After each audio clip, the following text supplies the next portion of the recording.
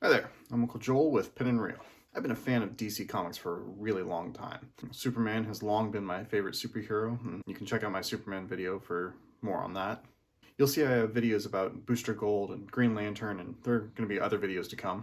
So naturally, I'm always very interested when WB puts out a new property. Since a number of movies haven't been all that great, I tend to be a bit skeptical going in, but despite the skepticism, I was very excited for Titans, Doom Patrol, Swamp Thing, and anything else they might have coming down the lines. Unfortunately, they took these shows that they were developing and stuck them on the DC app, which personally I felt didn't have enough going for it aside from these specific shows as they were coming out.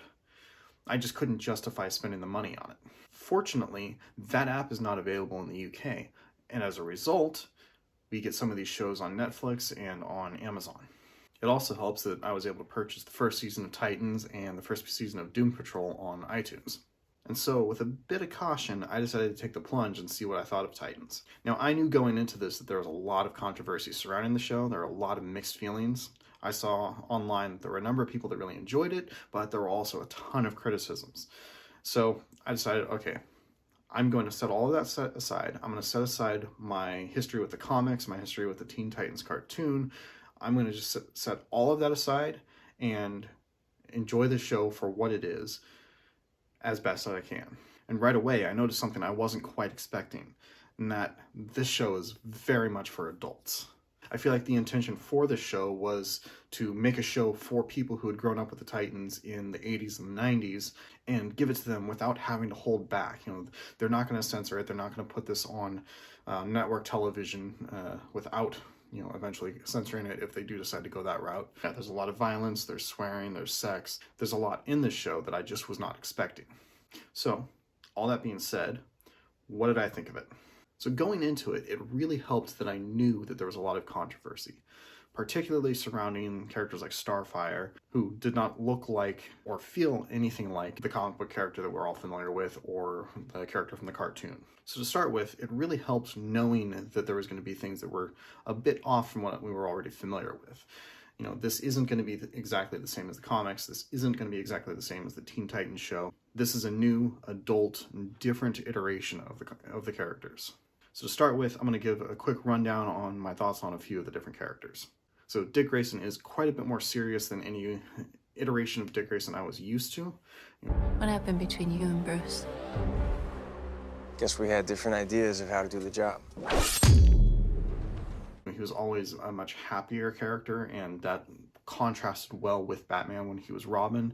And then as Nightwing, it served to set him apart as not just a carbon copy of Batman just thrown in Bloodhaven. Yeah, that was a little bit difficult to get used to, but once I did, I was willing to accept that this is the character they're presenting, not necessarily the Dick Grayson I already know, I actually quite enjoyed it. Yeah, this isn't the Dick Grayson that I know, but if I think about him as a different character, or even just as an alternate take on Dick Grayson, who dealt with the baggage a bit more heavily, I felt like it worked. I do feel like he's a good character here. Yes, okay, Pierce are not going to like the changes, but for me, personally, I felt like they worked. Not the route I would have gone, and still I would eventually want to see a proper Nightwing on the big screen, but for this show, I think it works. And oddly enough, for Raven, I feel like they kind of went the opposite direction, and they lightened her up a little bit. Personally, I would prefer to see a much darker, more brooding, very goth Raven. But what we were given was a bit lighter, and I feel like most of her angst comes from her situation and not so much from her character. Who put you up to this? Everything led me here. To you. It can't be by accident.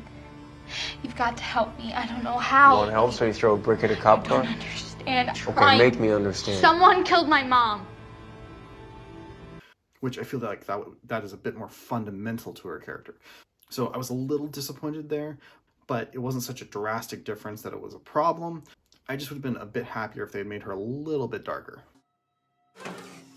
I know I'm not easy to get close to. We have that in common, I think.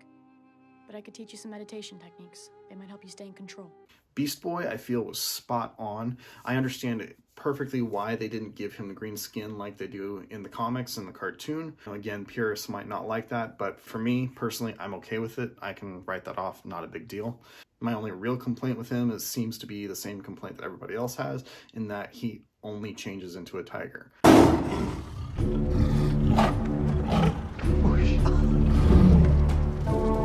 Okay, you can turn back now. Into Gar.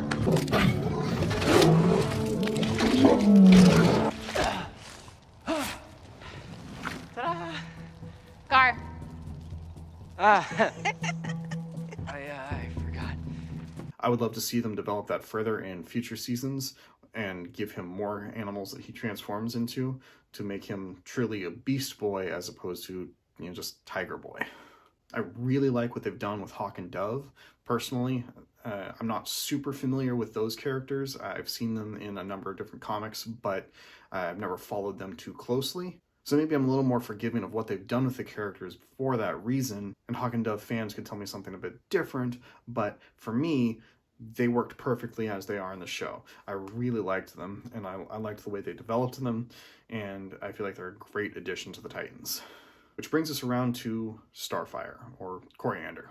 Now, nearly everyone online that I have seen hates on Starfire. She looks nothing like Starfire, she acts nothing like Starfire, and for the most part, her powers aren't even that much like Starfire. So overall, this doesn't feel anything like the character that we would expect. And yeah, I agree. This is not Starfire.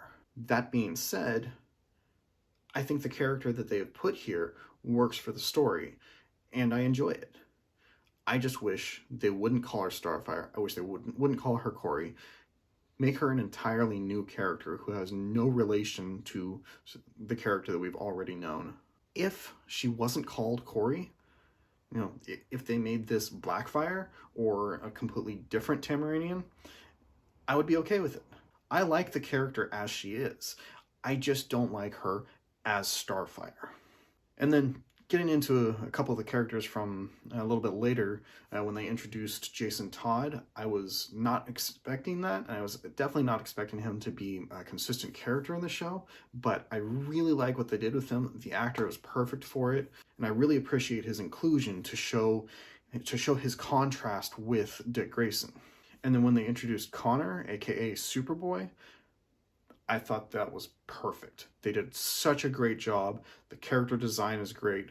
The actor is great. Having his almost robotic-like acting just fit perfect for where he is in the story. And you have characters like Garth and Donna Troy and Ravager and Jericho. And I thought all of these characters were done well. There's not really anything too specific I can narrow in about them. I just thought, yeah, these are good characters. They fit, and I appreciate what they did with them. Overall, I found the show interesting and entertaining, if a little bit slow. I definitely enjoyed season 1, and I felt like season 2 stepped it up a notch, improved upon the action.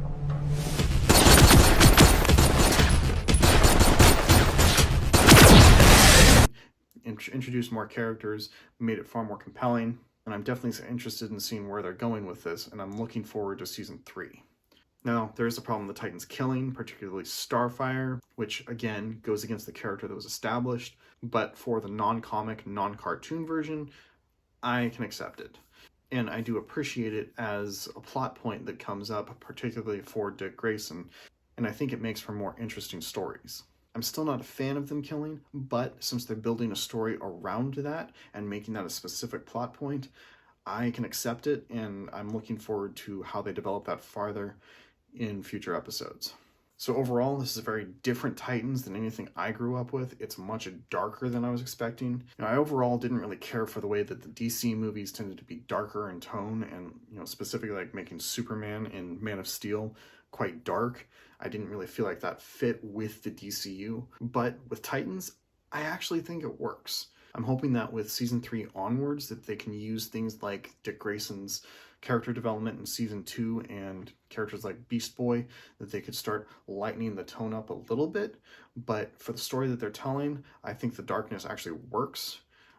I'm still not a fan overall of a darker DCU, but it actually works here, and I appreciate it. So yeah, I would say Titans is good. It's worth watching. You just have to set aside what you already know about the Titans and accept that this is a very different iteration. And maybe, just kind of mentally decide to view Corey as a completely different character than Starfire. If you can do that, it'll make it much easier to watch.